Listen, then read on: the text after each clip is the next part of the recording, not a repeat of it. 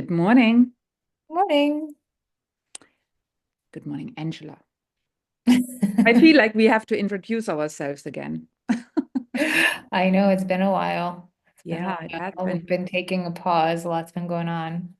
Yeah. Yeah, and we probably will have a recording about that in the future. But today we decided to dive right into a subject matter that is current and that involves you exploring something new. Tell me about it. Sure. So I am doing a gut healing diet, and it's been 20 years since I've done a gut healing diet. But that gut healing diet that I did 20 years ago changed my life. It changed my immune system. It totally cleaned up my digestive health and my hormones. It was just like the best thing I'd ever done for myself. I did it for a year. Hmm. And then, got to reap the rewards for the next 20 years. Hmm. And I haven't had digestive issues really since. Nothing chronic at all. Nothing, which is amazing.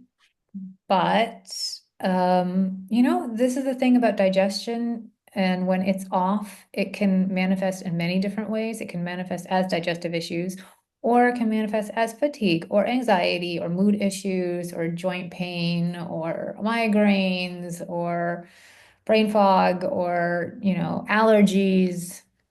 It's gut issues, but or autoimmune diseases, right? It's gut issues, but it's masquerading as something else. So people never, even back pain, by the way, can be caused by a dysbiotic gut, like a gut that just messed up, not having the right balance in it of bacteria. So I have been very tired.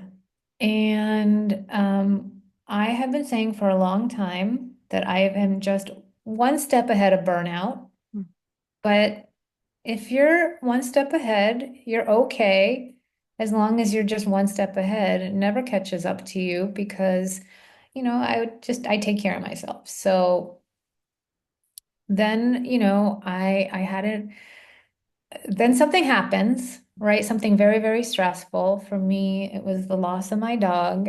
And really, ever since then, that was 8 months ago. And ever since then, um, the burnout caught up. I stumbled and the burnout caught up. And it's very interesting how it was very mild at first. And then it just kind of kept growing. Hmm. And it's like any other stressor that I would encounter in the next 8 months, really just it was just like layering it on and layering it on until it got pretty bad in the last month Hmm. or so. And one of the things that happened is my husband got into a bike accident. So that was very, very stressful for me, for him. He had to have surgery. Anyway, I decided that it was time to do another gut healing diet for both of us. Hmm. And it's the GAPS diet, it's the gut and psychology diet. Before we go in there, Angela, one more thing to it just occurred to me while you were um talking.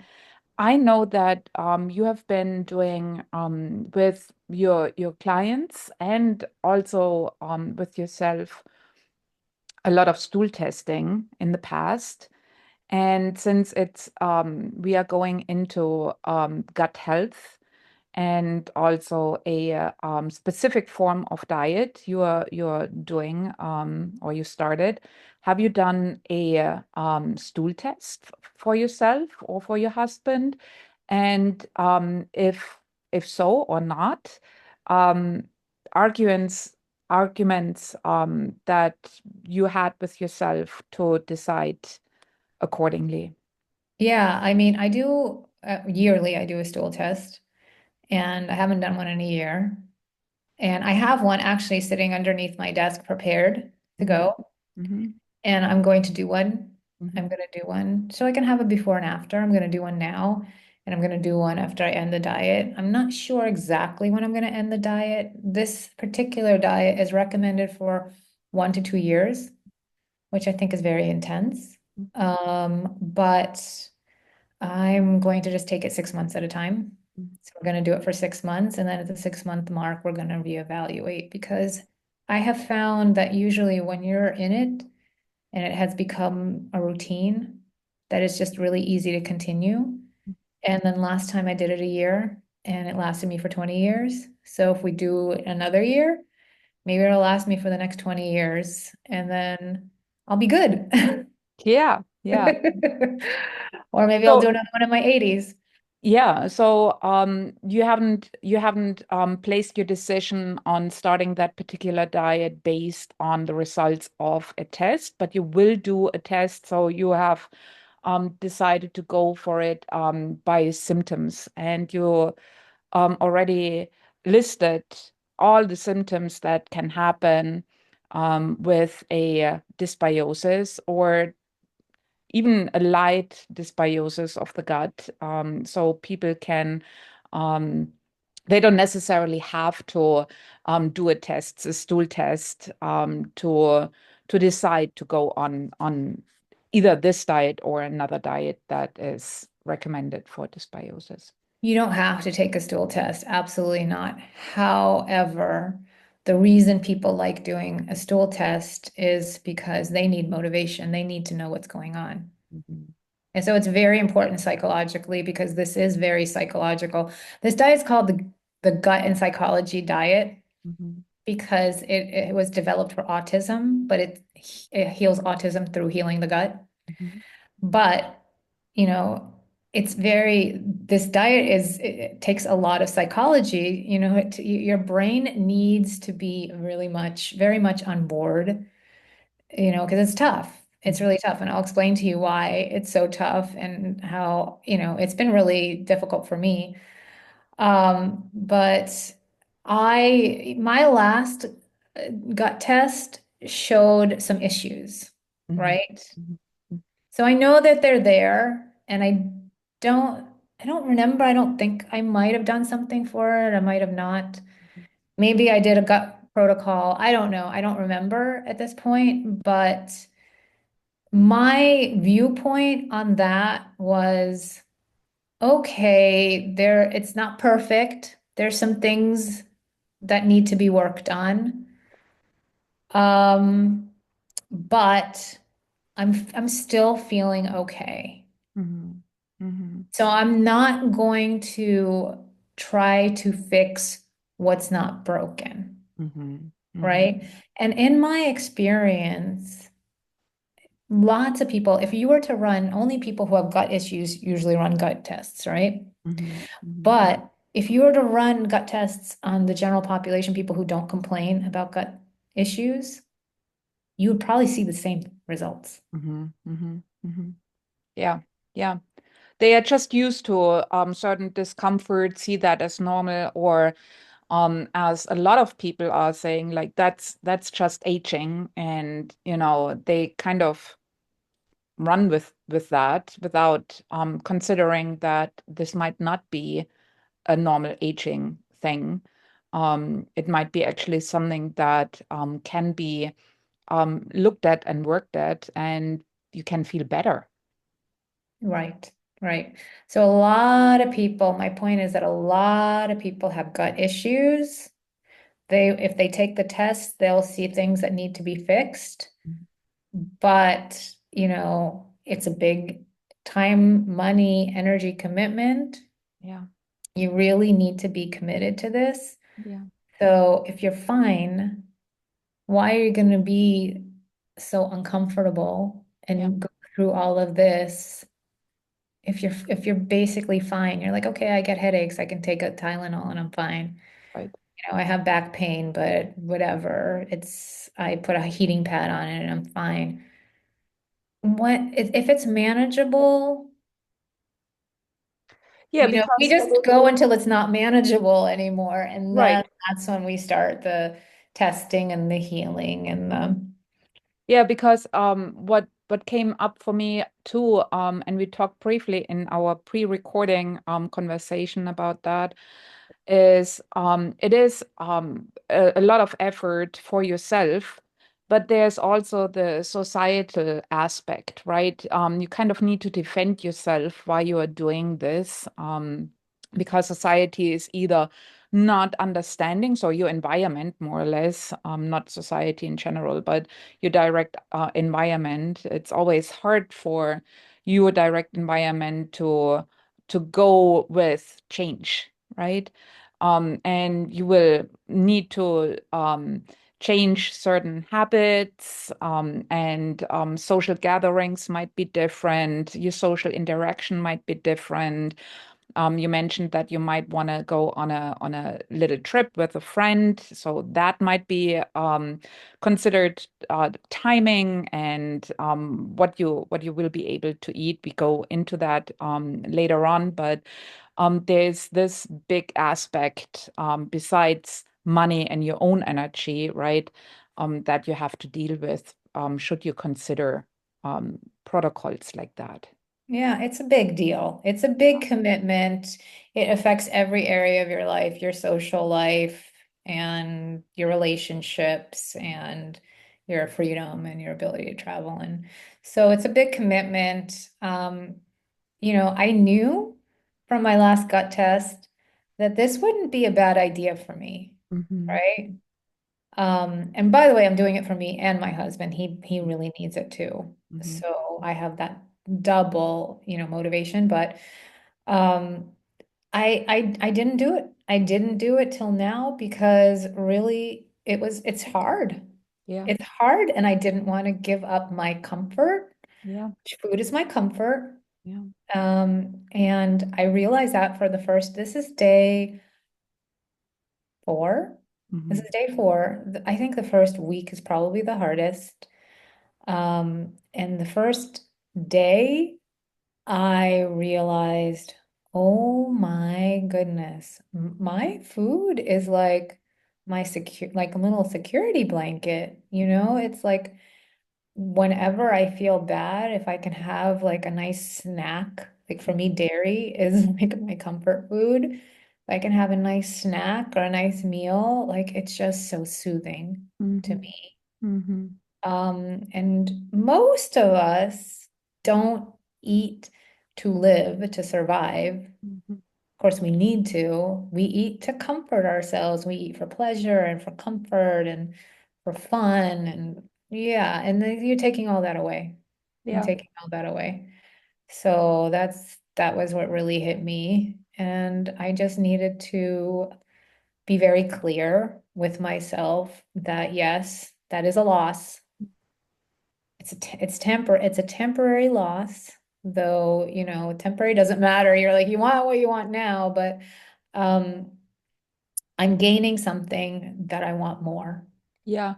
So before we go into describing what the diet entails, what is the gain? What would you say is a measure of success for you for, let's say, after half a year? Where would you like to be, either yourself or what you are hoping for your husband? Yeah, he has multiple autoimmune diseases, and I want, the symptoms of those, including gout, to go away Yeah, so he can actually get off gout medication. yeah.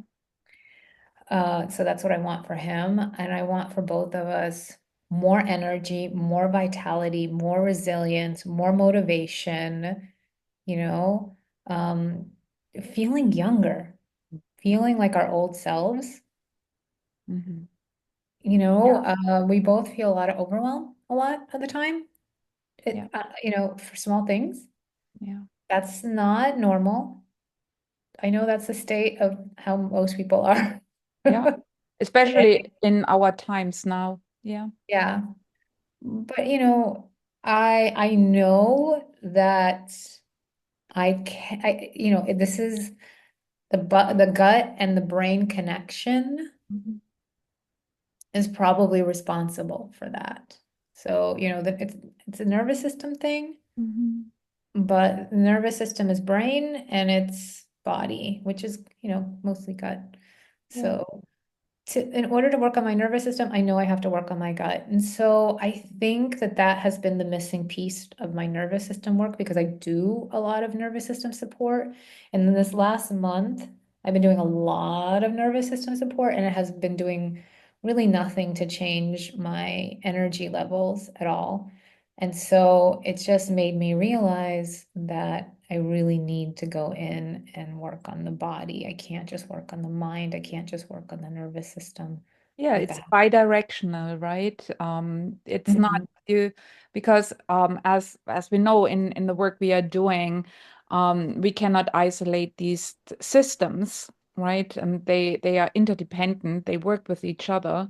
And if you want to work on your nervous system, you also need to work on what informs your nervous system, right? And the environment, which the gut is part of, is part of the information that the nervous system is gathering, right? And it's Yeah, not just the absolutely. nervous system going down, which is also, in a way, the tricky part, right? So it's good to have already one direction working for you in the sense that you already made so many progress in regulating your nervous system through certain um, practices like meditation or like Tai Chi that you're practicing, like, going for walks and riding your bike and these kind of things. But the gut is definitely then the next natural step for you. So, yeah. Do you want to maybe uh, explain the principles of that diet? Sure. So it's probably one of the more intense ones, but it's has a goal, a very specific goal of you're not just taking away inflammatory foods, you're actively going in and healing the gut lining. Impermeable gut lining or a leaky gut is responsible for much of the inflammatory symptoms in our body. And this diet focuses on removing all the things that insult the gut. The gut actually turns over every 3 days, it's making new cells. So it's self-healing. But the reason it never repairs itself fully is because it just keeps getting attacked and it keeps getting attacked. And it's like the attack is from inflammatory foods, usually. I mean, obviously, there's other things that cause inflammation that are emotional, but we're just working on the physical. And that you can really make a lot of progress with inflammation, working with diet. And this really works on lowering inflammation, taking out the assaults Hmm. on the gut lining and adding in the foods that really support healing. So collagen, animal fats, Hmm. which has all the vitamins and minerals and nutrients. Bone broth it works with stock instead of bone broth, but it's still full of so many minerals. And minerals, I've been studying minerals, and minerals helped me get better 20 years ago. And it's a part of we're so deficient in minerals, we're so depleted when we're stressed and our gut is in trouble that it's just will replenish your body with the building blocks that it needs to do the thing that it was designed to do. It knows how to heal. It just needs us to stop, bombarding it. So it can just have like the supplies and the space, and the rest that it needs to do it. So basically, this is a diet that will rebuild the gut lining. And I'm going to just admit this and be completely honest. My test showed that I need that gut lining support, and that leaky gut was an issue for me. And you'd think like, okay, well, you're a health coach, so how can you have leaky gut? I'm a human being with lots of stressors, and I was really just resistant to doing what I needed to do for a long time because I just wasn't sick enough. Hmm. And I want to admit that, and I want to normalize our humanity. And, I'm a gut health coach, but I'm not a perfect human. And Right. I don't like to do hard things as much as anybody else. So Yeah, and like with as people know us in the meantime a little bit, the issue is too that we don't live in a perfect environment, right? Like we are also traveling, and it is hard to become really perfect with everything that we are ingesting and experiencing. And then age has a role too. So, yeah, um, it's changing of hormones yeah. and all these things, right? Like again, we are like a very complex system, and things happen. Yeah.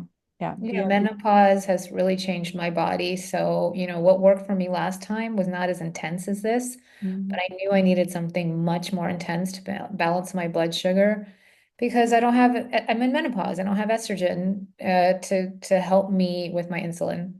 So, much more blood sugar and carb sensitive now than I was 20 years ago. And travel, you mentioned travel. I think that's one of the big stressors. I just spent 2 months in Mexico City. Before I left for Mexico City, I was actually taking really good care of myself in terms of my diet and, my self-care and my meditation and my exercise and everything. And I was feeling so much better. And my energy was coming back. Mm-hmm. Mm-hmm. And then I went to Mexico City and it was kind of a disaster on my body. It was just too many stressors. I got really sick in all possible ways. I got sick in all possible ways there, my lungs and my gut and my back and, the altitude sickness. And yeah, and then the stress of my husband getting into an accident. And that's what did it. And I came back and I had to recover from that. And then I went to a retreat where I ate a lot of cake. I did a lot of emotional eating. I don't eat cake, but I ate a lot of cake there. And I came back and it was an intense retreat. And there was a lot going on there emotionally. It kind of like opened up that can of worms. And I came back and I was like, really feeling a bit destroyed, right? So not a lot of resilience in my system. When I take care of myself, I feel better. But as soon as I go into the world with some stressors, like my travel experience, travel can be wonderful. It was wonderful. It was a wonderful experience, by the way. It's very stressful on my body. And yeah, I just need to focus my energies now, not on adventuring, but just hunkering down and really giving my body what it needs right now to feel like better than I did 3, 4 months ago. Yeah, 3, 4 months ago, I was feeling quite well, actually. Feeling quite Yeah. well. So it's the diet is specifically targeted towards the gut. It has the word in its name, right? In GAPS, the first letter is gut. So it is specifically targeted towards healing the gut lining, the intestine lining. Tell me more. Okay, so it's different stages. That's what makes it so difficult. Okay. There's the full GAPS diet, which is pretty liberal when it comes to, I mean, eliminates a lot of stuff. And a lot of people would be like, what could I eat? That's what my clients always say to me. Like, what? What can I eat? I can't eat oatmeal. I can't eat toast. What can I eat? So the full GAPS diet eliminates, very much like the paleo diet, but also different. Mm-hmm. It eliminates because the paleo diet just takes out all the things that we didn't eat as cavemen. This Mm-hmm. is just about gut healing. The paleo diet is not about gut healing, but it can happen. But this is about gut healing. So it's all about like removing the foods that prevent gut healing. So it removes potatoes. I think in paleo, they're allowed to have potatoes. It removes sweet potatoes and, parsnips and like starches. So you can't do like tapioca and arrowroot and you can't do any of that stuff. So it removes starches. And it removes grains, and it removes most beans, but you can have lentils, and it removes most cheeses, but you can have hard cheeses that are lactose free. And you can have yogurt that you make yourself and ferment for 24 hours, so all the lactose goes out of it. It requires a lot of making your own food, which I'm fine with, but I don't always have the energy to do it, but I just keep it simple right now. The first 6 stages that get you to the full GAPS diet, which I'm really looking forward to because I'm going to be able to have fruit and a lot more choices, and it is something that I will be able to travel with. Um, the first stages are just so restrictive, very, very difficult. You feel like you're starving. First stage is just like you cook meat and bones in water and create a stock. And then you can put some vegetables in there, but not starchy ones. And that's pretty much all you're eating. And you can also have tea with ginger or chamomile and honey, a little bit of honey. I think the honey just really gets you through, and some coconut oil. And that's it for the first stage. And minimum, you do it for 3 days. But really, you're supposed to just move through each stage basically when you feel ready, and then when you get to the next stage, when you add the next thing, then if you react to that, you have to go back to the previous stage and Right. just keep doing that until your gut is healed enough to not react to the new foods. So I'm actually, if you do the 3-day thing, I'm on day 4. We're adding in raw egg yolks, and you can do like stews instead of just soups. It doesn't have to be so liquidy. And then stage 3, I think you add an avocado, and then you can make, I think, like pancakes out of eggs and squash and nut butter. And then 4, I think you So add, nut butter, meaning in that stage you can have nuts again. yeah, in that stage you could have nuts again, but not only nut butter, not nuts. Only, it's very specific. That's the thing that drives me a little bit crazy about it, is it's so very specific. You can have nut butter, but not nuts. Nuts come in like stage 4 or 5. Um, It's pre-digested almost. yeah, exactly. That's the whole point. The whole point is the early stages are it's as easy on your gut as possible, like the easy to digest foods. And nuts, take some work. Right. Fruit takes some work. High fiber things take some work. When you're eating vegetables in this first stage, you have to take off, like with the cauliflower, you have to take off the stalks and just do the florets, and you have to take the seeds out of the zucchini. So fiber is a no-go in the beginning.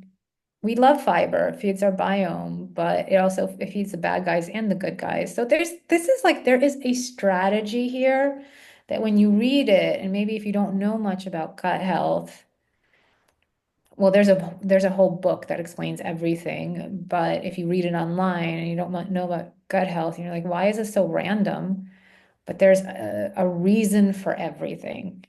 And it's really all about being as gentle on the gut as possible and resting it. Um, so yeah, and as you go up into the stages, I think stage 5, you can finally have raw vegetables. So you can have salads, and you can introduce vegetable juices. And then, you go up a stage and you can have baked apples. And then you go up a stage and you can have all sorts of fruit in their raw form. And then you get to the full GAPS diet, and then you do that for, they say 1 to 2 years. Mm. But really, I don't see us doing it for 2 years. I see us doing it anywhere from 6 months to a year, and probably closer to a year. Yeah. And it sounds like a lot. I've talked to clients about my experience of doing my diet for a year, and I've had a lot of people respond like, "Oh my God, a year?" Again, psychology, you're just your psychology, you're psyching yourself out. It was one of the most wonderful years of my life. And it's always hard when you begin, you're transitioning, it's I wanted new. to say, yeah. And then So, it just becomes like automatic. Like yeah, seriously, when you're 6 months in, you don't even think about it. yeah, But you can't, but in the time that you're going, oh my God, a year, that's when you're in the transition phase. That's when it's hard. That's when it's overwhelming. It's not overwhelming 6 months in. I promise you, if you stick with it for 6 months, it just becomes your routine. yeah, it is. Like with everything, right? Like when you train for when you want to run a marathon and you train for it, you're kind of like you're starting half a year before, right? Like Mhm, it's not a thing that you're starting like a week before, right? mhm. Or I remember when I going to the food again, I went off added sugar for 2 years, and it also involves a lot of home cooking, and ingredients label reading. Yeah. And Yeah. I did it for 2 years, and I was extremely strict about it. So any store-bought food that had any added sugar in it was off limits. And in the beginning, I it was really hard to get into the groove, right? Because again, you have to prepare everything by yourself. But you get into a routine, and you also, your kitchen will change, your ingredients you have at home will change. The recipes that in the beginning become more involved will become easier. This gets then quicker. You have stuff that you can take with you, right? You're doing your own little snacks that you take with you. So it becomes for yourself, it becomes kind of like almost normal state. Again, the only harder thing will be then if you are in social gatherings, right? If you're at Yeah. Social a gatherings, restaurant travel. or Yeah. Yeah. Yeah. And most of you after 6 months you figure that out too. You're like, okay, there's gonna be a lot of stuff there that I can't eat. I'm gonna eat before. I'm gonna make sure I eat before, or I'm gonna bring my own dish that yeah, I can eat. You just have to plan ahead. yeah, And that's harder for some people more than others. I'm a little bit better than that. I don't want to do it. I don't like to do it. I just want to go and be spontaneous and have freedom and eat whatever I want. I eat everything. The only thing I don't eat is gluten. I developed a gluten allergy.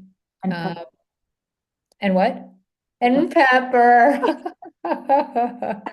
I do eat pepper. I just don't like it. It's in everything, but if it's overly peppered, I know um, it was a little bit of a inside joke here. yeah, That I don't like that black was something I pepper. didn't know about Angela, and a surprising new find when we spent some time together last year. That surprised me and kind of stroked my curiosity, but yeah, just a little Yeah, inside joke. yeah. Yeah.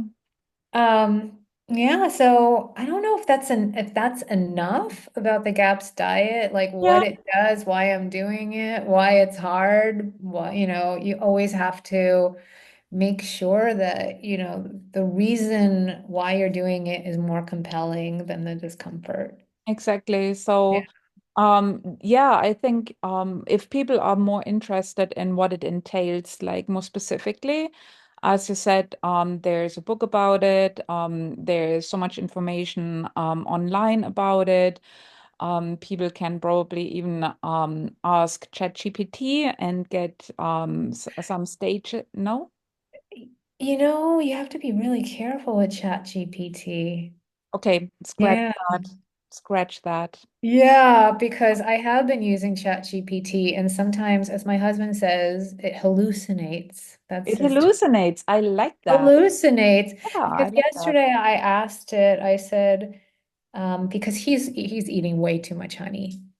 Like half the honey jar is gone, and I'm like, no, that's not the point. That's not the gaps. That's not the point. You can't just, eat half a jar of honey in a few days. But I asked ChatGPT, how much honey can you have, or, what about honey in the first stages? And it said, you are not allowed to have honey in the first stages. And I go, I know that's not true. Okay. And I said to it, I don't think that's true. And it said to me, nice catch. I was just being overly cautious. This is the real information. Okay, that was actually then I don't take it back. Thank you for explaining what your experience was. I think But that's if a I didn't know, I would have just yeah, been like, oh no, no honey. but You have to that's very know. helpful. So I would say like go to the source, get the true information by the source, maybe the book or maybe even some studies that you definitely can find online. And then be cautious about any Google, Instagram, and ChatGPT things. Get the knowledge first, and then you can substitute or add on certain things. Maybe even Yeah. testing your knowledge like you did. Yeah. Yeah, and I just want to say that it's a confusing diet, and there's conflicting information about what you can add in each stage. But it seems to me that if you follow like 90% of it and don't like flagrantly cheat with sugar, or, like cooked vegetables, raw vegetables right away, that it should be fine, that you don't have to do this perfectly exactly right to get the benefits. If you do it 90% right, you'll get 90% benefits. And like that is so much better than zero and not doing it and just suffering. And Yeah.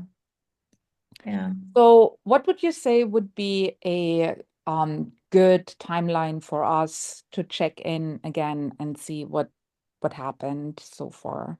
Yeah, I don't know, like maybe a month in, A month in? Yeah. a month in, So we two have months today in, April. What do we have today? the 26th. Okay, thank you. I'm still in the whole moving phase, so days are just a blur. Okay, so today is April 26th, end of May. Yeah, let's do Yeah. that. Let's check in into May, see how it's Yeah, going. yeah. Yeah, I have to say it's just been 3 days, and there's been a lot of like hunger and complaining from my body, but also just I've been sleeping so much better. Good. Yeah, I don't wake up with that cortisol rush that I used to. I think it's balanced blood sugar. And I just feel somehow like lighter in my body. Okay. So I'm already seeing 3 days in, I'm already seeing improvements. Yeah. Yeah. Okay, Angela, thank you so much for enlighten us a little bit about the GAPS diet in general and also informing us about your goal and let's stay connected to see what the future will hold here. Thank you. That's Thank even more you. motivation, right? Yeah, a little bit sometimes, it Or helps. pressure, or Yeah. Yeah, like in coaching, we know that stating goals, even if and when they morph, right? That's always an option, is in overall beneficial for tasks that take a little bit more effort. definitely state your intention and have a little bit of support Yeah. and oh, Accountability. accountability. Yeah, Exactly. yeah, Thank you. yeah. Thank you. Thank you. See you soon.